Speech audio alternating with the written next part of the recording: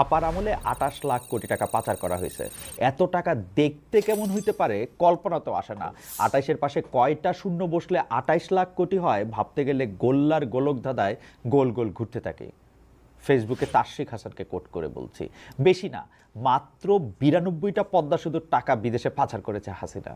তার জবাবে মোহাম্মদ বাহার সাহেব বলেছেন আরও মজার কথা, ভাই আপনার হিসেবেও ভুল আছে। আপনি একটা সেতুর যে দাম হিসেব করছেন সেটা হাসিনার ব্যয়কৃত সেতুর টাকার হিসেব।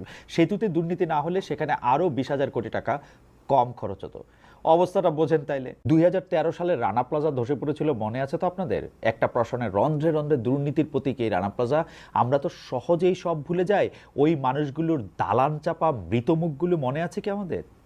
যখন সারা দেশের মানুষ শোকে অসহায়তায় বিহব্বল, সে সময় হাসিনা সাহেব স্বরাষ্ট্রমন্ত্রী মহিউদ্দিন খান আলমগীর বলেছিলেন, কতিপয় বিরোধী দলের বা যারা সরকারের লোক না, কি বলেছিলেন সেইটা এখন স্পষ্ট মনে নেই, কিন্তু যা বলেছিলেন মানে ওই শব্দবন্ধগুলি খুব মনে আছে, যে তারা একটা স্তম্ভ ধরে নাড়াচাড়া করার ফলে রানা প্লাজা ধসে পড়েছিল। সিরিয়াসলি, স্তম্ভ ধরে নাড়াচাড়া। মহিউদ্দিন খান আলমগীর বাংলার সাথে ইংরেজি মিশিয়ে কথা বলতেন না, মানে ইন্টারেস্টিং না?